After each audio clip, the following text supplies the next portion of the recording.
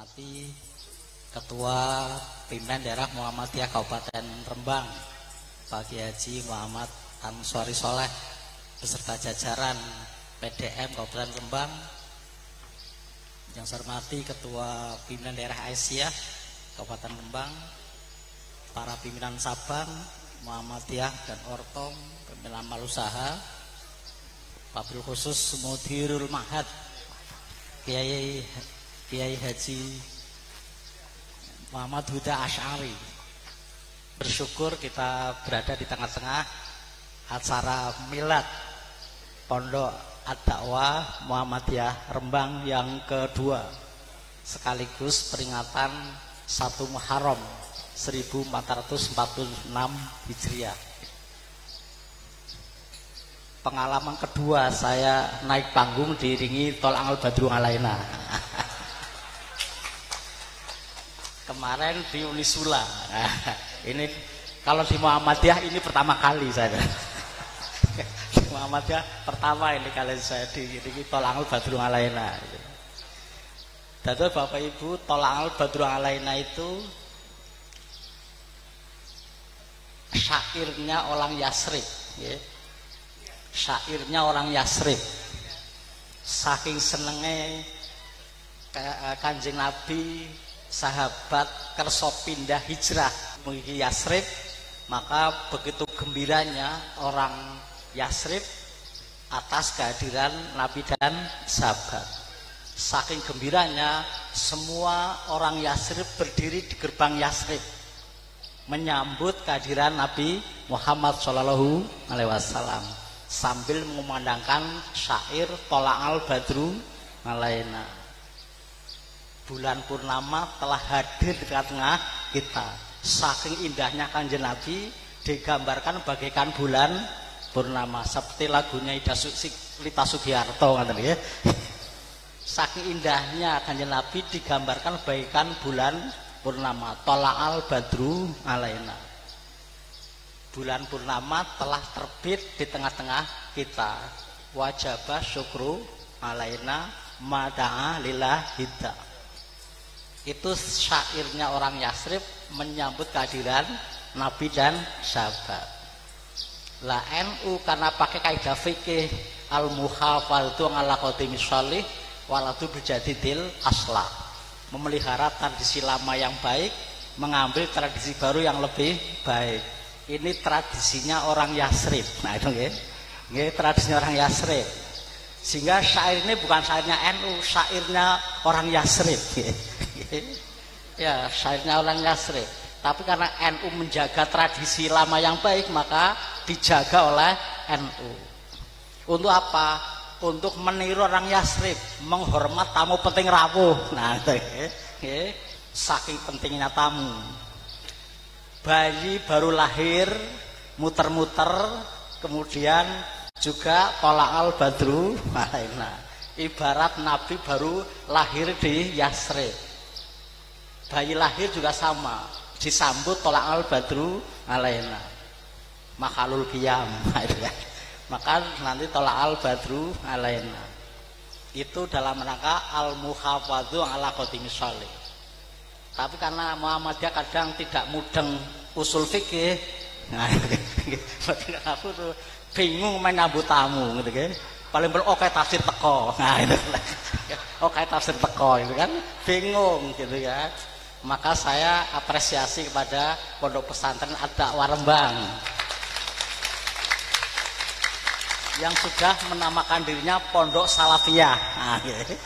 Salafiyah. Kan kalau di NU semua pondoknya semua berbunyi Pondok Pesantren Salafiyah, pengikut ajaran-ajaran kaum salaf, para salafus sholih. Cuman sekarang kan muncul yang baru Salafi. Pripun bedanya kira-kira? Ono Salafiyah, ono Salafi. Sing siji seneng tahlilan, yang satu tidak mau tahlilan. Podo-podo salaf lho niku. Nggih. Podo-podo salaf niku. Nggih. Yang satu suka haul, yang satu anti haul. Podo-podo salaf lho niku. Nggih. Lah maka dipelajari salaf yang mana sebenarnya nggih? Salaf artinya terdahulu. Bapak Ibu yang saya hormati, itulah Tola'al Badru alaina pas karena ini tahun memasuki tahun baru Hijriah, mengenang orang Yasrib menyambut Kanjeng Nabi. Tola'al Badru alaina, berdiri hormat. Kan Bapak Ibu kalau ada tamu presiden kan suruh berdiri semua nggih. Nah, itu niru tradisi masyarakat di Yasrib. Untuk menghormat tamu semua berdiri sambil memandangkan Tola'al Badru alaina. Itu sehingga dulu teman-teman Muhammadiyah juga nggak mau rebanaan, sekarang ada rebana. Mudah-mudahan barokallahu lakum ya. Nanti ini dulu saya protes pada Muhammadiyah rak gelem rebanaan tapi gelem drambenan. Nah, apa bedanya nggih dramben dengan rebana? Sama-sama digebuk gitu nggih, sama-sama digebuk. Kok gelem drambenan tidak mau rebanaan? Akhirnya sekarang banyak di Muhammadiyah berdiri hadroh, rebana-rebana. Walaupun kemudian susah membedakan mana rebana Aisyah, mana rebana Muslimat. Lagunya sama-sama Tola'al Badru alaina. Masa lagunya Sang Surya terus gitu. Masa lagunya sang kan nggak enak. Ya akhirnya larinya kemana? Larinya ke Majmu'atul Mawalid kan gitu ya. Larinya ke Majmu'atul Mawalid. Di sana ada dua syair besar. Ada Maulidul Barzanji, ada Maulidul Bibai. Nah temeriki bibaan apa berjanjian sing seneng. Nah teng Rembah mriki sing populer bibaan apa berjanjian? Berjanjian. Lah nek berjanji malah kudune Muhammadiyah matur nuwun kali kita berjanji. Karena kitab inilah yang banyak menyebut Muhammadiyah. Walama kalau ta'ala ibroza haikotil Muhammadiyah Allah. Nah, orang no NU-nya orang no ono Muhammadiyah walama lanalikane aroda badhe ngersake sapa Allah taala ibroza melahirkan menopo al haqiqatil Muhammadiyah hakikat Nur Muhammad. Nah, tapi cuman kan kadang-kadang sing siji kebablasan sing siji babar blas ngaten nggih. Sing siji kebablasan sing siji babar blas. Sing satu berlebihan, yang satu sama sekali tidak menyentuh. Bahkan itu hanya syair, karya sastra. Ya. Namanya karya sastra ya dihargai sebagai sebuah karya sastra. Nggak usah berlebihan, tapi juga jangan tidak sama sekali. Jangan kebablasan, tapi juga jangan babar belas. Wong namanya karya sastra. Anta Samsun, anta Badrun, anta Nurun, Foko Nurin. Namanya bahasa sastra. Bahasa sastra berlebihan biasa.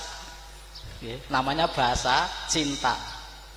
Baik bibak mau berjanji kan syair-syair cinta. Syair cinta dumateng Nabi Muhammad Shallallahu Alaihi Wasallam. Namanya cinta mesti berlebihan. Coba ibu-ibu yang dulu belum ada WA, belum ada SMS, buka ulang surat cinta Bapak Ibu. Nah,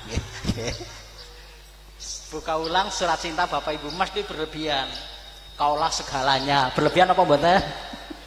Kaulah segalanya. Itu kan berlebihan. Kan musyrik ya kaulah segalanya. Terus Gusti Allah tempundi coba. Kaulah segalanya. Saya nggak bisa hidup tanpa kamu. Itu kan berlebihan ya. Saya nggak bisa hidup tanpa kamu. Itulah bahasa cinta. Bahasa cinta mesti berlebihan. Ya, namanya bahasa cinta. Sama anta Samsun, anta Badrun, anta Nurun, Foko Nurin. Berlebihan itulah bahasa sastra, itulah bahasa cinta. Bapak Ibu yang saya hormati, maka apresiasi kepada Pondok Ad-Dawah Rembang ini yang tadi pondok yang menekankan nahwu soro. Selama ini saya ngeritik beberapa tempat. Muhammadiyah kan tahu kurang ulama yang menguasai kitab kuning. Lah kok mendirikan rumah tahfidz, mboten nyambung to niku. Wong ngerti kekurangan ulama kok mendirikan pondok rumah tahfidz, mboten nyambung. Ya mboten nyambung. Maka yang penting ilmu alat. Maka inilah pondok pesantren ilmu alat yang saya kunjungi pertama di Jawa Tengah ya adalah jalur selatan, pantai selatan, jalur Pantura. Nopo bedanya Pantura kali Pantusel? Kalau Pantura itu jalur wali, jalur kiai, jalur santri, itu Pantura. Ya. Sedaya Pantura itu kiai, santri, wali. Itu semua teng Pantura. Tapi kalau selatan itu jalur priayi, ngerti nggih? Selatan jalur priayi. Maka kalau mulai dari Pacitan sampai Banyumas itu kumpulan para jenderal. Semua jenderal itu dari Pacitan sampai Banyumas di pantai selatan. Tapi tidak ada wali di sana. Nggak ada wali di sana. Semua wali mulai dari Jawa Timur sampai Cirebon itu semuanya wali. Sehingga jalur tidak ada jenderal di Pantura.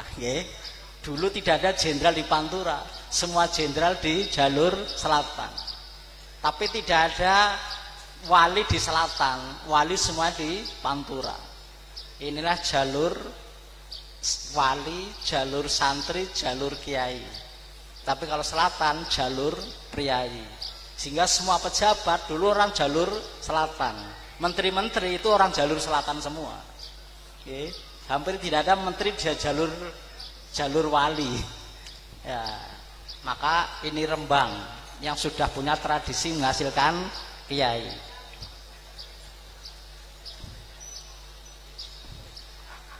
Maka mudah-mudahan pondok pesantren Ad-Dakwah ini akan menghasilkan tradisi keulamaan yang dibangun oleh para wali yang sudah mengislamkan tanah Jawa.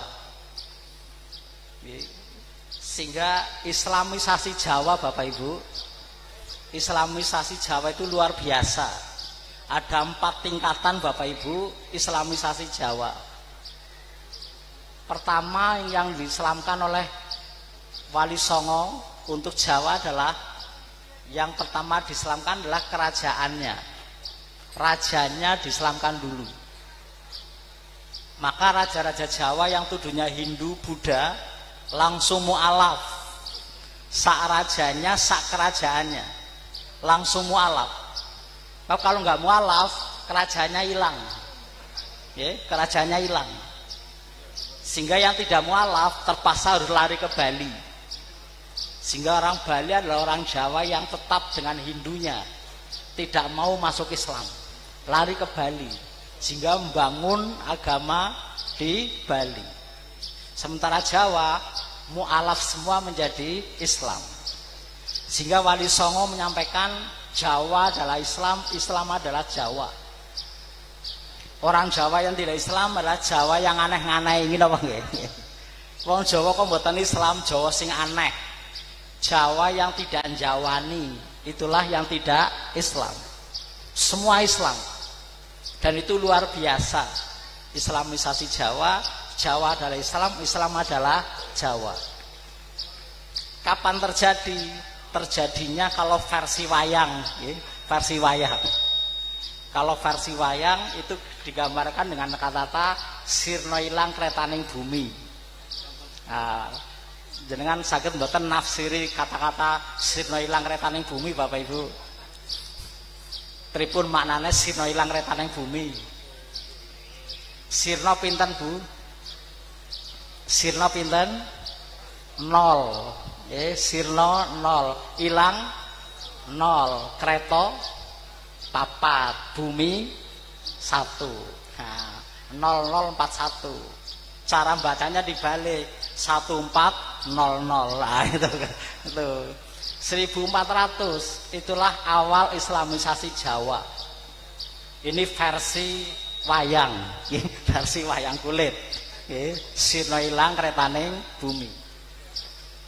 Kenapa kereta? Karena dalam agama Buddha itu ada 2 aliran, ada Mahayana dan ada Hinayana. Yana artinya kereta. Mahayana itu kereta besar, Hinayana kereta kecil. Sehingga dengan ungkapan sirna ilang kretaning bumi maka Buddha Hindu mulai hilang pada 1400. Lahirlah kemudian Islam, sehingga kerajaan Jawa semua mu'alaf, sehingga kerajaan Mataram Jogja berubah menjadi kesultanan sesuai dengan doa Nabi ketika hendak hijrah. Bapak Ibu mesti hafal doa Nabi ketika hendak hijrah. Doa Nabi adalah wa qur rabbi adkhilni mudkhala syidqin wa harifni mukhraja syidqin waj'alni min ladunka sultanan nasira. Itu doa Nabi ketika hendak hijrah. Ya. Jadi artinya untuk dakwah butuh pertolongan kekuasaan atau kekuasaan yang menolong. Tanpa kekuasaan dakwah mboten lancar. Nggih napa nggih? Pesantren ini lancar karena dapat izin Pak Kemenak. Nah, nggih. Nek Kemenak mboten ngizini pondok, mboten saged pondok ini terselenggara. Nggih. Nggak bisa dakwah tanpa kekuasaan. Makanya Nabi melalui berdoa adanya sultanan nasira.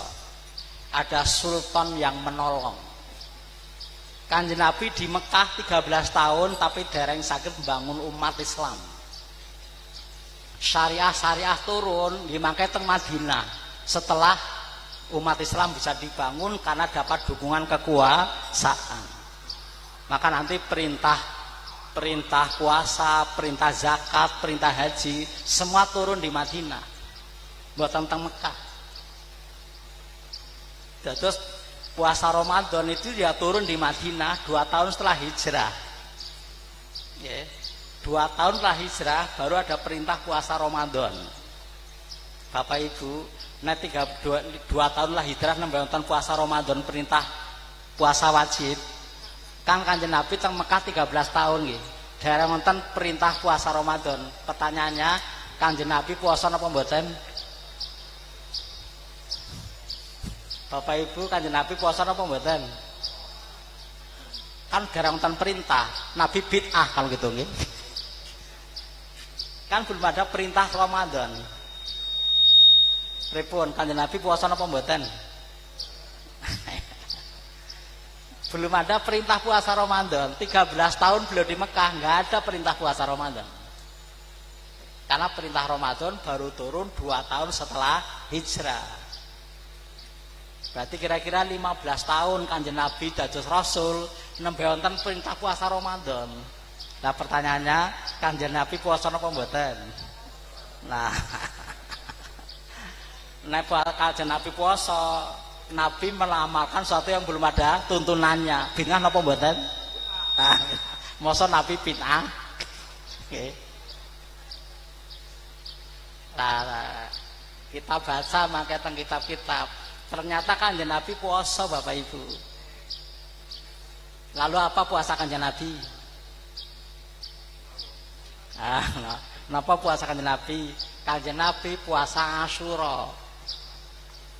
Kenapa Asyura? Puasa yang telah menjadi tradisi masyarakat jahiliyah.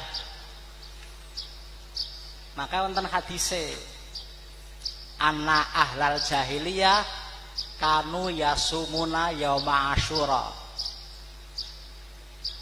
Jadi orang-orang jahiliyah puasa pada hari Asyura. Kemudian wa anna Rasulullah sallallahu alaihi wasallam somahu. Kemudian Rasulullah juga ikut berpuasa.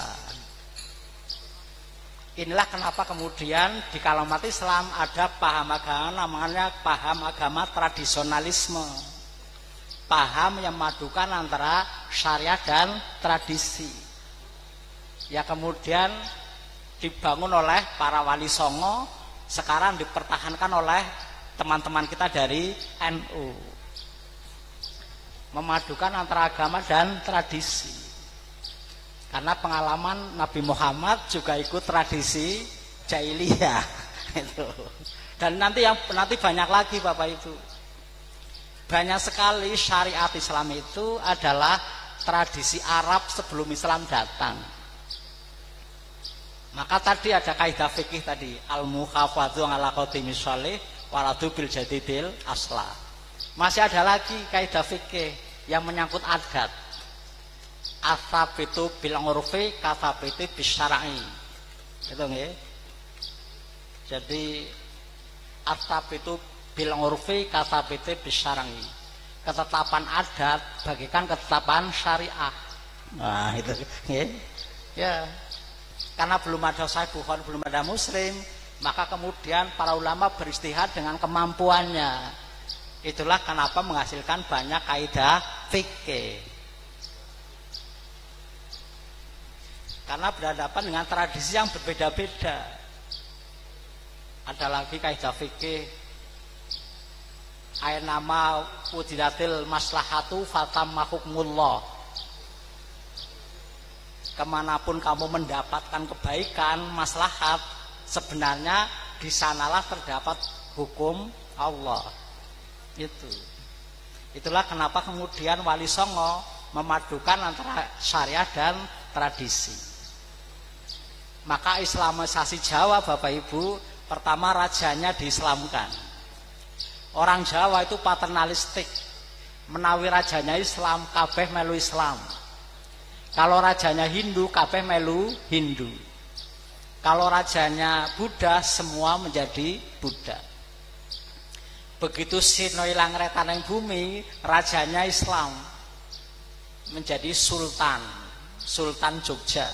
Nah, maka Sultan Jogja itu menjadi Raja Jawa yang kemudian sesuai dengan kitab fikih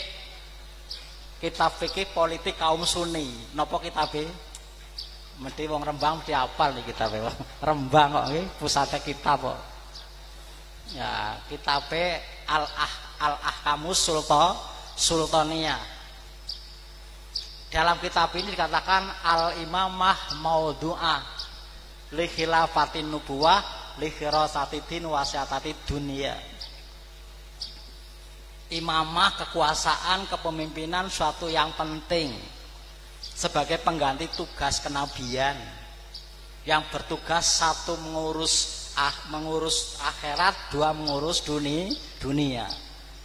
Maka Raja Jawa, Bapak Ibu, jabatannya wonten kali.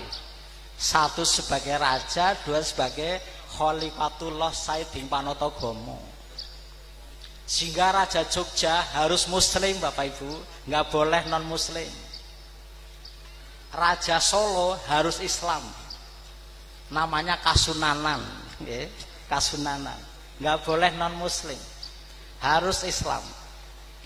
Sehingga setelah rajanya diislamkan, kerajaan diislamkan, yang kedua rakyatnya diislamkan, dan yang ketiga di Jawa itu yang diislamkan adalah apanya?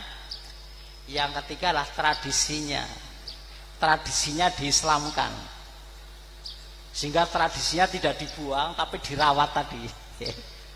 Tidak dibuang tapi dirawat dengan al-muhafadzah tadi.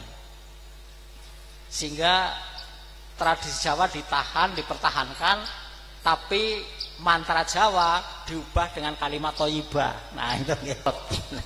Lah nanti bagaimana Muhammadiyah? Nanti dilanjut setelah ini, saya ini dulu. Jadi pertama adalah kemudian yang diislamkan adalah tradisinya. Yang keempat, Bapak Ibu, yang diislamkan oleh Wali Songo, yang keempat yang diislamkan adalah tata kotanya, Bapak Ibu. Tata kota di Jawa selalu lainnya harus kita jaga, kita rawat. Umat Islam jangan lalai, jangan ape, ini harus kita rawat. Yang keempat yang diislamkan di tanah Jawa adalah tata kota. Tata kota di Jawa selalu masjid, sampingnya kantor bupati, depannya alun-alun, ya. Dan itu di tengah kota, sehingga pusat kota di Jawa adalah masjid, Pusat kota di Jawa adalah masjid. Sungerawu Pak Kiai.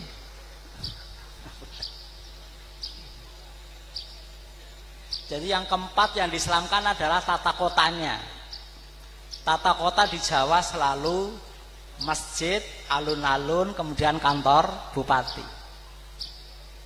Masjid, kantor bupati, alun-alun. Nggak boleh tempat ibadah yang lain Bapak Ibu, harus masjid. Masjid, kemudian kantor bupati, alun-alun.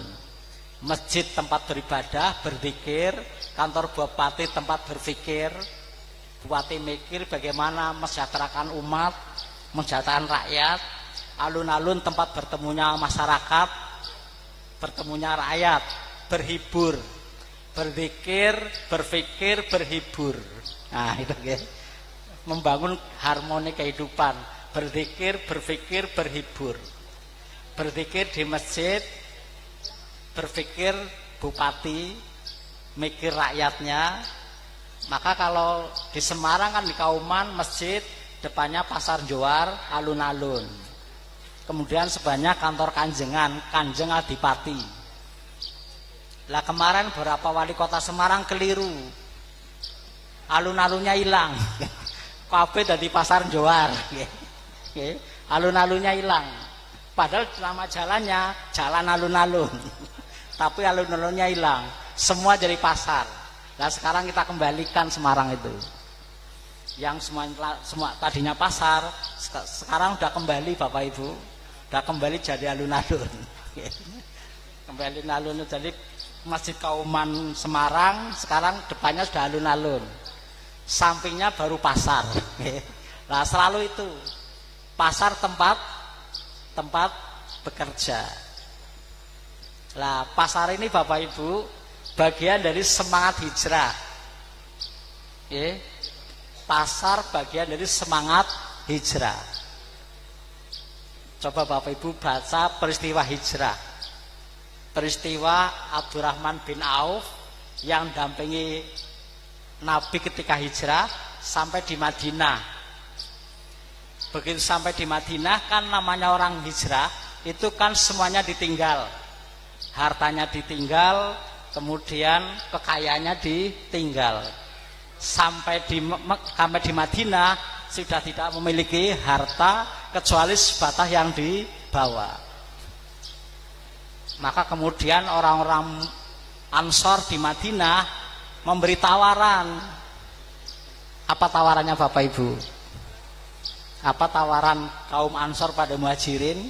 Dalam hal ini adalah Abdurrahman bin Auf. Maka kaum Ansor menyampaikan, nuqasimukum hadhil amwal wal buyut. Kami akan berbagi kepadamu sekalian harta dan rumah. Fanis buha lana, fanis buha lakum. Separuh untuk kamu, separuh untuk saya. Sehingga kaum Ansor menawari separuh hartanya, separuh rumahnya untuk kaum Muhajirin. Bahkan yang lebih hebat lagi Bapak Ibu, apa yang lebih hebat lagi? Bal nuqasimukum azwajana. Itu ya. Mudeng Ibu. Bal nuqasimukum azwajana. Kami akan berbagi istri. Pripun Bu jenengan? Pripun Bu jenengan? Suaminya mau berbagi istri Bu. Ya. Bal nuqasimukum azwajana. Bahkan kami akan berbagi istri kami. Silakan harta kami bisa untuk kamu, rumah kami separohnya untuk kamu, bahkan kami berbagi istri. Pripun Bu kira-kira Bu? Nah, mboten sepakat Ibu. Nah, tapi itulah yang disampaikan. Berbagi istri, Pak. Geleng-geleng kepala, geleng-geleng kepala, geleng-geleng kepala. Itulah Bapak Ibu, kalau tadi dakwah butuh kekuasaan, yang kedua dakwah memang butuh dukungan tradisi. Tanpa dukungan tradisi memang dakwah berat. Itu Bapak Ibu, saya yakin ibu-ibu kalau saya tanya, Bu jenengan kersa di poligami? Wah, langsung geleng kepala kabeh. Kalau takon kali bapak-bapak, poligami asal apa mboten? Angsal. Jawabannya mantap gitu. Jawabannya mantap gitu. Jawabannya mantap. Kenapa Bapak berani mantap jawab? Mukur ora wani. Jawabannya mantap. Kenapa? Qurannya jelas. Qurannya jelas. Ibu-ibu masalah. Mau ngomong boleh kok sakit hati gitu ngomong tidak boleh kok Qurannya jelas. Pripun bunyinya? Lah paling-paling ya sudah Pak Tafsir, pokoknya saya tidak menolak poligami, yang penting suami saya tidak, ngaten Ibu. Yang penting suami saya tidak. Ya. Tapi Bapak Ibu, ayat poligami teng Arab lancar, Bu. Ayat poligami teng Arab lancar. Kenapa lancar? Tradisinya pun kados ngaten, Bu. Sudah tradisi orang Arab berpoligami. Tapi tengah Indonesia mboten. Begitu ayat ini mau turun, langsung Ibu Aisyah langsung demo. Ya, karena bukan tradisinya. Lah Raja Jawa permaisuri 1, selirnya 40 loh Bu. Selirnya 40, permaisurinya 1. Makanya Keraton Solo sekarang ada 2 raja dari selir yang berbeda masalahnya. Sehingga konflik belum selesai sampai sekarang. Karena ada 2 raja. Bapak Ibu yang saya hormati, itulah saking hebatnya kaum muhajirin, kaum ansor pada muhajirin sampai rela untuk menyediakan sebagian hartanya, sebagian rumahnya, bahkan sebagian istrinya untuk kaum muhajirin. Tapi luar biasa Abdurrahman bin Auf menjawab, Bapak Ibu. Pripun jawabannya? Jawabannya la hajatalna fiha. Saya tidak butuh itu semua.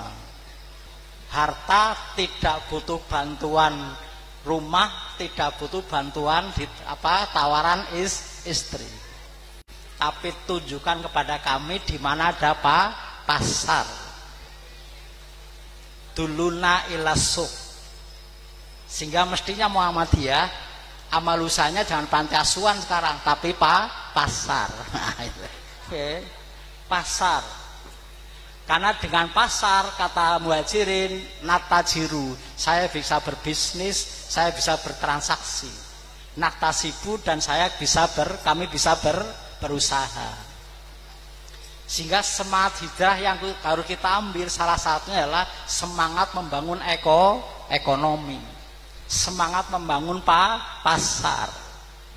Sehingga kalau Muhammadiyah sekarang sudah cukup dengan rumah sakitnya, cukup dengan sekolahnya, cukup dengan perguruan tingginya, sekarang harus berani membangun aum yang baru, namanya pasar. Namanya pasar. yakni ekonomi. Inilah keputusan muktamar di Solo kemarin.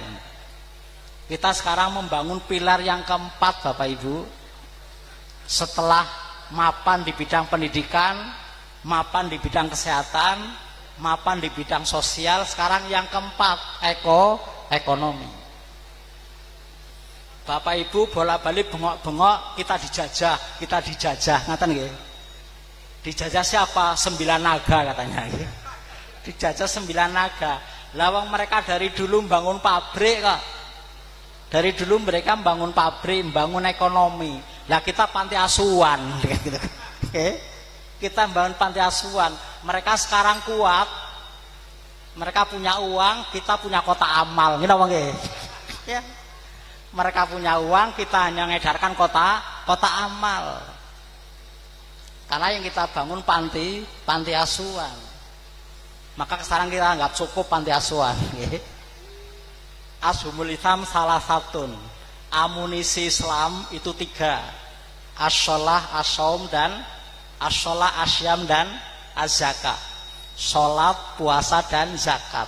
Sholat puasa itu amunisi spiritual. Zakat amunisi jasmania. Sehingga lahir batin kita kuatkan.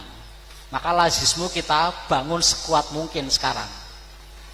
Dan selamat pada lazismu Jawa Tengah sebagai lazismu terbesar di Indonesia untuk Muhammadiyah. Itulah 50% dari penggalangan dana Lazis se-Indonesia untuk Muhammadiyah itu 50%-nya di Jawa Tengah. Ya 50% dibagi seluruh Indonesia. Terima kasih Bapak Ibu yang sudah menyalurkan ZIS-nya lewat Muhammadiyah. Ini akan selalu kita perkuat. Sehingga sekarang Muhammadiyah sudah mulai mikir industrialisasi. Bapak Ibu, pinjaman kita di bank Jawa Tengah, pinjaman kita di bank Jawa Tengah untuk membangun sekolah, rumah sakit, perguruan tinggi. Berapa Bapak Ibu pinjaman kita di bank? Sinten sing ngertos? Pinjaman kita 3,8 triliun Bapak Ibu. Jadi pinjaman Muhammadiyah Jawa Tengah di bank Jawa Tengah saja itu 3,8 triliun. Termasuk pamotan. Nah, termasuk pamotan. Pinten miliar Pak Kiai Ansori? 40 miliar. Sama take over 80 miliar. Nah, itu ya 3,8 triliun, 80 miliarnya di Rembang, ya. Di Rembang. Tapi alhamdulillah kita lancar, ya, pelunasannya. Sehingga kemarin geger mindah dari BSI ke bank lain. Ya, 3,8 triliun itu Jawa Tengah saja. Kenapa pakai bank? Ya kalau nungguin Pak Bapak Ibu rampung-rampung. Okay. Nungguin Pak Bapak Ibu mboten rampung. Sehingga biar cepat kita pakai bank. Bukan pinjam tapi nabung prabayar Bapak Ibu. Okay. Nabung prabayar. Jadi tabungan diambil di depan, kemudian nabung tiap bulan. Okay. Biar pikiran enteng, ampun utang, nabung prabayar ngaten niku. Jadi tabungan prabayar kita 3,8 triliun untuk membangun mulai MI, SD, sekolah menengah, rumah sakit dan perguruan tinggi. Itu 3,8 triliun pinjaman kita itu. Alhamdulillah lancar. Kenapa kita harus ke bank? Kalau nungguin Pak Bapak Ibu mboten tekan-tekan. Kira-kira Muhammadiyah Rembang bisa nabung 40 miliar pinten tahun Pak Kiai Ansori? Butuh pinten tahun kira-kira menabung 40 miliar. Sampai kiamat H-1 mungkin bareng Jadi sampai H-1 kiamat kados dereng pelaksana. Padahal kita kan tidak sekedar bangun rumah sakit, tapi kita berkompetisi. Fastabiqul khairat, bukan kita akan berlomba dalam kebaikan, bukan. Fastabiqul khairat artinya jangan sampai kita masbuk. Jangan sampai kita masbuk dalam hal berbuat kebaikan. Sehingga fastabiqul khairat artinya kita jadilah yang terdahulu dalam kebaikan. Bukan sekedar berlomba, tapi menjadi yang terdahulu. Sebelum orang lain mendirikan rumah sakit, kita harus bangun rumah sakit dulu. Nah, kalau orang lain sudah mendirikan, izin sudah habis Bapak Ibu. Ya, kalau orang lain sudah mendirikan, izin sudah habis, kita tidak bisa mendirikan. Maka bagaimana caranya? Kita harus menjadi yang terdahulu membangun rumah sakit. Kita menjadi yang terdahulu membangun perguruan tinggi. Istilah fastabiqul khairat. Jadilah yang terdahulu sebelum orang lain mendahului. Jangan jadi kelompok masbuk. Jadi Pak Muhammadiyah jangan menjadi kelompok masbuk, tetapi yang menjadi yang terdahulu. Tapi kalau menjadi yang terdahulu kamu nunggu nabung buatan kelaksanaan, maka kita ke bank. Maka jadilah rumah sakit pamotan 80 miliar. Karena Bapak Ibu mendirikan rumah sakit tipe D yang rendah. Tipe D itu paling rendah, itu butuh dana kira-kira 45 miliar. Satu rumah sakit tipe D itu butuh dana kira-kira 45 miliar. Itu hanya untuk alkes dan gedung di luar tanah.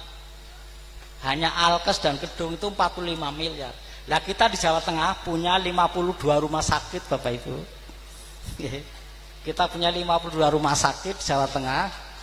Kemudian sedang ada 3 yang dibangun di Kendal, kemudian di Solo UMS, kemudian di Batang. Sehingga mudah-mudahan 2024 jadi semua ini ya. Sehingga ada 55 rumah sakit Muhammadiyah dan Asia. Dari 52 yang sekarang ada, 5-nya kita beli Bapak Ibu. Tidak bangun tapi beli. Kita beli rumah sakit, 5 rumah sakit. 1 di Cilacap, 2 di Banyumas, 1 di Klaten, 1-nya di Solo. Nah, itu yang sedang kita beli. Kita beli di Banyumas, Sumpio, rumah sakit milik Yayasan Amanah. Kita beli murah harganya karena kecil, cuma 9 miliar. Kita beli 9 miliar cuman gitu. 9 miliar. Tapi sekarang kita bangun 5 lantai plus perluasan tanah. Nilainya 130 miliar. Lagi-lagi pakai bank Ibu. Nunggu infak mboten tekan-tekan 130 miliar. Kemudian kita beli di Cilacap di Kroya. Kita beli dari Agisna Medika Cilacap. Yayasan Agisna Medika. Rumah sakit 5 lantai. Harganya berapa Bapak Ibu? Harganya 133 miliar. 133 miliar. Kemudian kita juga beli di Sawit Boyolali, rumah sakit Dr. Un. Tapi bukan Dr. Un yang Solo, Dr. Un yang Boyolali. Ya, Dr. Un Boyolali itu sudah kita beli. Nggih. Lo ngatasen Demak kok nggih. Wong Demak ini takoni apa agamane NU, lupa kalau agamanya Islam. Saking NU-nya kuat gitu. Ditakon nopo agamane NU Ahlussunnah wal Jamaah, lupa kalau agamanya Islam itu. Tapi Muhammadiyah bisa mendirikan rumah sakit di Demak. Tapi Bapak Ibu, apalah artinya matahari tanpa bumi, nganggur nggih. Nggih. Apalah artinya matahari tanpa bumi, nganggur. Apalah artinya Muhammadiyah kalau nggak ada NU, nggak ada pasien, makanya Bapak. Nggak ada pasien. Nggih. Harus bekerja sama, harus saling menghormati. Bahkan di beberapa daerah rumah sakit PK Muhammadiyah itu punya kartu khusus untuk para kiai. Kartu bebas berobat, kartu bebas minimal bebas kamar untuk para kiai. Kiai NU maksudnya. Nah Muhammadiyah udah otomatis lagi. Otomatis. Untuk kiai NU. Karena apa? Ya bagaimanapun yang banyak berobat ke rumah sakit kita adalah warga NU. Maka kita nggak bisa pisah dari itu. Bapak Ibu yang saya hormati, maka semangat membangun pasar dari sahabat Abdurrahman bin Auf harus menginspirasi kita dalam membangun ekonomi umat. Sehingga kita sudah anggap cukup membangun rumah sakit, kita anggap cukup membangun perguruan tinggi, kita anggap cukup punya sekolah, kita anggap cukup punya panti asuhan. Sekarang merintis yang baru, Amalusa namanya pasar. Kita udah mulai mikir industrialisasi. Kita punya 52 rumah sakit, sebentar lagi 55. Bapak Ibu pertanyaannya, nek badhe tumbas obat teng sinten? Tumbas obat teng sinten? Nek badhe tumbas tempat tidur teng sinten? Nah, kita punya pasar tapi yang memanfaatkan orang lain. Sing gak ada pabrik sinten Bapak Ibu? Sing gak ada pabrik sinten? Nah, yang punya pabrik mereka. Kenapa Muhammadiyah tidak mikir pabrik sekarang? Nah, inilah yang sekarang kita coba. Industrialisasi Muhammadiyah. Muhammadiyah mikir mendirikan industri. Kita rintis dari Sukoharjo, SMK Muhammadiyah 1 Sukoharjo, kita rintis mendirikan pabrik Alkes, membuat bed pasien. namanya juga baru belajar, belajar. Mungkin kualitasnya masih belum layak, tapi kita harus memulai. Pak Motan pesen pinten Pak gitu. Ya, ya. Kalau misalnya tipe D minimal 50 TT, ya 10-nya nggak usah banyak-banyak. 10-nya itu pesen di SMK Muhammadiyah 1 Sukoharjo. Nggak latihan, untuk latihan. Biasa Muhammadiyah merintis dari bawah. Nanti lama-lama besar menjadi kekuatan industri. Sehingga Demak itu 100% full bed pasiennya kita ambilkan dari Sukoharjo milik Muhammadiyah. Sekarang sedang proses SNI. Kalau SNI selesai nanti proses industri di 3 kementerian, Kementerian Industri, Kementerian Perdagangan, dan Kementerian Kesehatan. Sehingga butuh waktu minimal 2 tahun untuk ngurus industri Bapak Ibu. Tapi harus kita mulai. Sebab kalau tidak, pasar kita dimanfaatkan orang lain. Bapak Ibu yang saya hormati, kalau Bapak Ibu menerima curhatan masyarakat paling banyak sekarang ini, apa curhatan masyarakat kita? Curhatan paling besar adalah minta dicarikan lapangan kerja. Saya pimpinan Muhammadiyah datang ke kantor Pak Tafsir, anak saya sudah selesai kuliah, monggo kalau ada lowongan kerja, gitu nggih. Sampai rumah juga sama, tamu datang minta jadikan lapangan kerja. Ketika masyarakat butuh lapangan kerja, kok Muhammadiyah mendirikan panti asuhan, mboten nyambung nggih. Kok mendirikan panti asuhan? Kan Muhammadiyah PKO, penolong kesengsaraan umum. Muhammadiyah kan PKO. Dulu PKO itu tidak hanya rumah sakit. PKO dibentuk tahun 1921. Pertama PKO dibentuk untuk menolong orang-orang korban letusan Gunung Kelut. Itu penolong kesengsaraan umum. Sehingga Muhammadiyah harus hadir di tengah-tengah orang yang sengsara. Muhammadiyah harus hadir di tengah-tengah orang yang mengalami kesengsaraan. Harus hadir. Itulah PKO, penolong kesengsaraan umum. Tapi perkembangannya PKO menyempit menjadi rumah sakit. Bukan menolong kesengsaraan umum, tapi menolong orang sakit. Lah PKO awal sekarang diambil alih oleh MDMC, Muhammadiyah Disaster Management Center.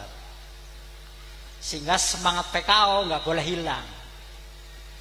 Karena kesengsaraan masyarakat paling banyak sekarang adalah sulitnya mencari pekerjaan, Muhammadiyah harus hadir mencarikan lapangan kerja. Rumah sakit yang kita dirikan, kemudian perguruan tinggi yang kita dirikan, semua menyerap lapangan kerja. Tapi itu belum seberapa Bapak Ibu, masih kalah dengan pabrik-pabrik yang ada di luar sana. Yang paling banyak menyerap lapangan kerja adalah pendirian pabrik. Tapi semua pabrik milik sinten Bapak Ibu? Siapa pemilik pabrik? Nah, pemilik pabrik mereka. Mereka punya pabrik, kita punya kota amal. Gitu ya. Kan gak enak banget. Itulah maka semangat hijrah, mari semangat Abdurrahman bin Auf kita ambil. Membangun pasar, membangun ekonomi, membangun kekuatan ekonomi. Salah satu ujung tombaknya adalah lazisme.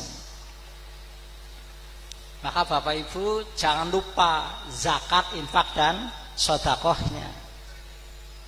Tanpa itu kita nggak bisa berperang. Tanpa itu kita tidak bisa dakwah. Maka lazisme harus kita kuati sekarang. Dan sudah standar ISO. Nah, jadi Bapak Ibu, lazisme kita sudah standar ISO. Kalau sudah standar ISO, jujur aja nggak cukup. Ya, jujur mawon mboten cekap. Harus profesional. Sehingga dua syarat minimal, satu jujur, dua profesional. Karena jujur belum tentu profesional. Salah satu indikator itu profesional, laporannya bisa dibaca. Laporannya nggak boleh disclaimer.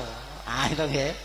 Laporannya tidak boleh disclaimer, harus terbaca. Terbaca siapa? Terbaca oleh profesional juga. Siapa? ISO. Siapa? KAP, Kantor Akuntan Publik. Sehingga tidak boleh lazismu itu mengelola uangnya dengan standar takmir. Kalau takmir itu kan hanya jujur tapi belum profesional. Jujur banget takmir itu. Jamaah yang kami hormati, sebelum khutbah dimulai, kan itu takmir ya. Gitu kan. Sebelum khutbah dimulai, kami sampaikan hal-hal sebagai berikut. Kota amal Jumat yang lalu kan gitu nggih. Kota amal Jumat yang lalu sekian. Kemudian saldo bulan lalu sekian, ketemu saldo. Keluar masuk berapa, keluar biasa, ketemu saldo, selesai. Itu takmir. Jujur. Tapi lazismu tidak sederhana itu.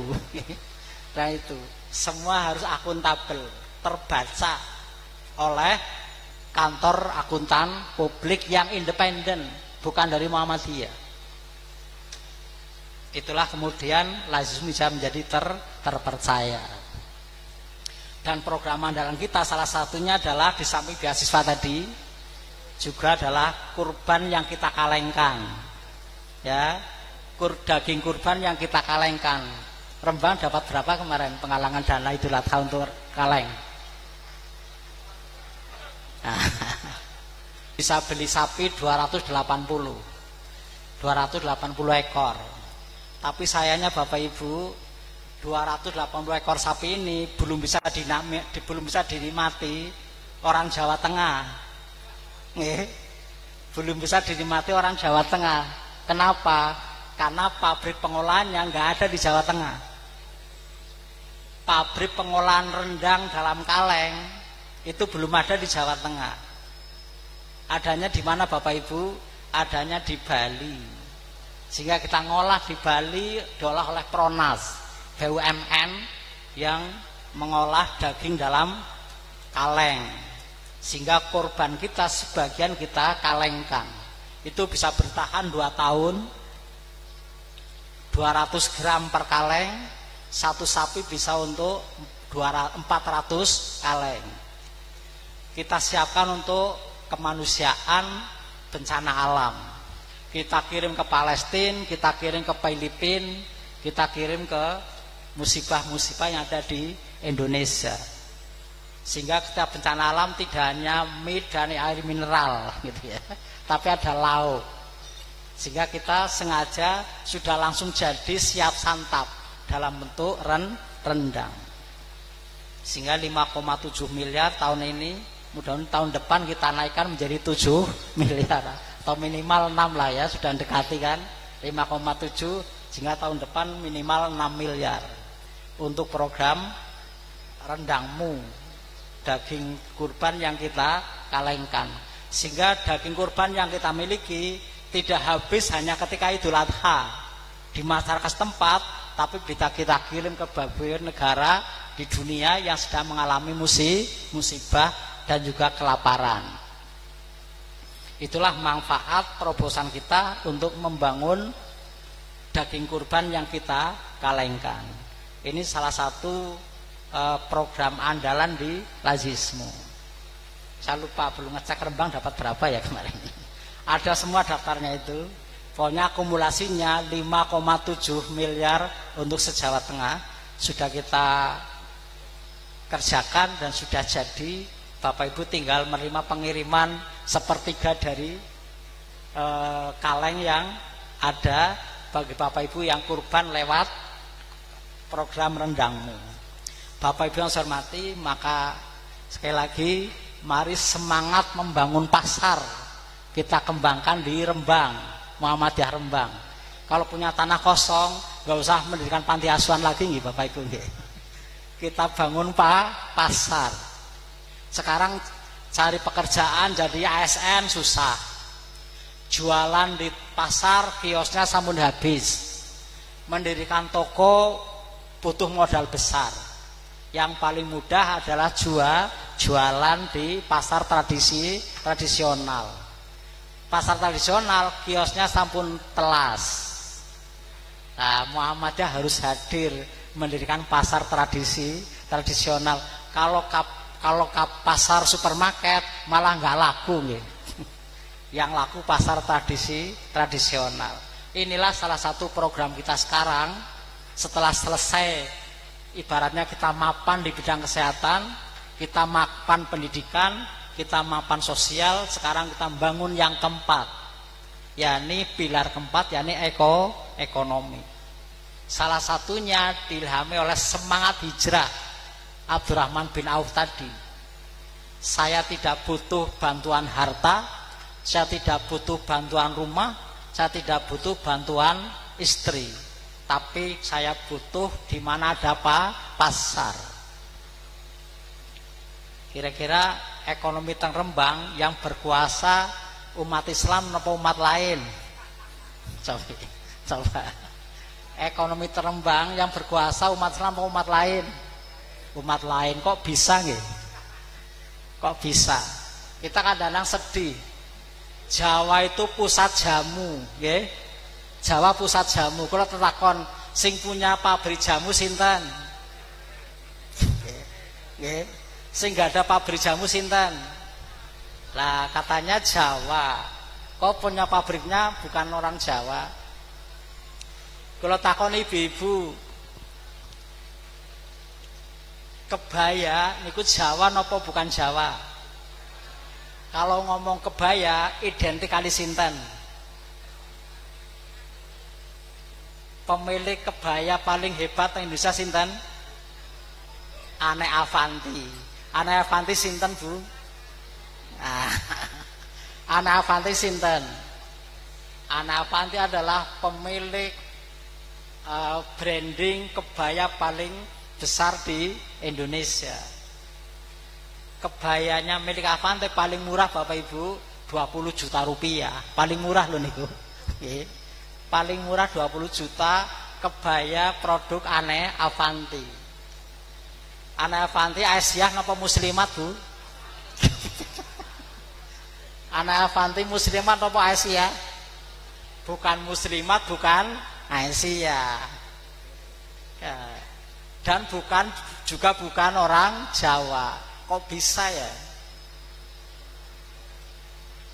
Kebaya Jawa, jamu Jawa, tapi yang punya uang karena Jawa kok mereka. Apa seperti ini mau terus menerus Bapak Ibu? Apa seperti ini mau terus menerus? Kita dimanfaatkan orang lain. Lah maka 1 Muharram ini 45 tahun yang lalu saya masih ingat di alun-alun deklarasi umat Islam dipimpin MUI. Waktu saya SMA kelas 2. Saya SMA kelas 2 tahun 1400 Hijriah. Deklarasi teng alun-alun. Deklarasi tahun kebangkitan umat Islam tahun 1400 Hijriah. Deklarasi dipimpin MUI waktu saya remaja masjid. Deklarasi kebangkitan umat Islam. Sekarang sudah 1446. Udah 45 tahun yang lalu kita deklarasi kebangkitan umat Islam. Pertanyaannya, umat Islam sudah mampu mengejar ketinggalan dengan Yahudi dan Kristen apa dereng? Kalau saya pegang mic, sinten sing damel mic niki? Bapak Ibu pegang HP, siapa yang membuat HP? Mesti bukan umat Islam. Salah satu indikasi betapa kita tertinggal dari Yahudi dan Nasrani adalah bagaimana kita belum bisa memerdekakan Palestina, Bapak Ibu. Palestina belum bisa merdeka karena kita tidak memegang kendali dunia. Palestina adalah satu-satunya negara di dunia sekarang yang belum merdeka. Bayangkan, 2024 kok dereng merdeka. Satu-satunya negara yang belum merdeka di tahun 2024 adalah Palestina. Beratnya negara belum merdeka itu salah satunya satu, tidak boleh megang senjata. Jadi Palestina nggak boleh ngangkat senjata. Bayangkan ngadepi Israel dengan alat canggih seperti itu, hanya boleh pakai ketapel, gitu ya. Hanya boleh pakai ketapel, hanya boleh dengan lempar batu. Nggak boleh Palestina megang senjata karena negara belum merdeka. Tapi upaya semua kita lakukan untuk memerdekakan Palestina tetap masih gagal. Bapak Ibu tahu kenapa masih gagal? Karena pemegang tata dunia di tangan dua orang, satu Yahudi, dua Nasrani. Salah satu pemegang tata dunia adalah pemegang hak veto. Bapak Ibu apal pemegang hak veto 5 negara sinten mawon? Amerika Serikat, Rusia, Inggris, Perancis dan Cina. Di situ ada negara Israel apa mboten? Ada negara Israel apa mboten di 5 ini? Enggak ada. Kita sudah sepakat, negara semua sepakat, Palestina merdeka. Satu negara pemegang hak veto ngomong tidak jadi merdeka. Hanya cukup pemegang hak veto satu. Ya. Di PBB sudah kumpul sepakat PBB Palestina merdeka. Cukup Amerika mboten saged selesai. Tidak jadi merdeka. Inilah yang kemudian kita sudah puluhan tahun masih gagal untuk memerdekakan Palestina. Segala upaya sudah kita lakukan lahir batin. Sehingga Pak Kiai kemarin ada teman Kiai Pak Tasir, yuk kita baca bareng-bareng Al-Fil. Satu umat Islam baca 11 Al-Fil. Biar ababil turun katanya. Biar pasukan ababil turun menyerang orang-orang Israel. Tapi sekarang nggak turun-turun juga. Ya. Itu karena keterbelakangan, ketertinggalan umat Islam dibanding umat yang lain. Karena pemegang kendali dunia ada 2 orang, satu Yahudi, 2 Nasrani. Sehingga pemegang hak veto sekali lagi tidak ada satupun negara dengan mayoritas Muslim. Sehingga betapa susahnya kita untuk memerdekakan Palestina. Padahal sudah 38.000 meninggal karena serangan Israel. Kita bisa apa? Hampir 39.000 korban Palestina. Kita bisa apa? Karena sekali lagi tata dunia dipegang oleh 5 negara pemegang hak veto. 5 pemegang hak veto, satu pun Asia diwakili Cina. Cina mesti kita tahu nih Bapak Ibu, siapa sih Cina? Kemarin Muhammadiyah secara resmi diundang oleh pemerintah Cina. Kita diundang oleh Cina untuk menyaksikan Muslim Uighur. Dari PWM Jawa Tengah kita utus sekretaris. Berapa hari di Cina, undangan resmi pemerintah Cina kepada Muhammadiyah. Namanya Cina ingin menyatakan pada dunia bahwa kami tidak menyiksa Muslim Uighur, gitu ya. Maka kita diundang ke sana untuk menyaksikan langsung bagaimana umat Islam di Cina. Cuman pertanyaannya, iku bener napa mboten? Ya, iku bener apa mboten? Kan kita hanya menyaksikan. Kita tidak tahu yang sebenarnya. Kalau ingin tahu ya kita mungkin menetap teng mriko nggih. Kita menetap teng mriko. Maka Bapak Ibu, umat Islam tertinggal yang paling pokok di 3 hal dengan umat lain. 1 teknologi, 2 ekonomi, 3 politik. Itu tertinggal jauh. Di politik karena Yahudi Nasrani sudah memegang kendali dunia. Kita menjadi yang dikendalikan, ya. Kita yang dikendalikan. Ekonomi juga sama, politik juga teknologi juga sama. Kita pakai speaker buatan orang lain. Bapak Ibu pemegang HP yang buat orang lain. Bapak Ibu masuk supermarket, mana yang buatan umat Islam kira-kira Bapak Ibu?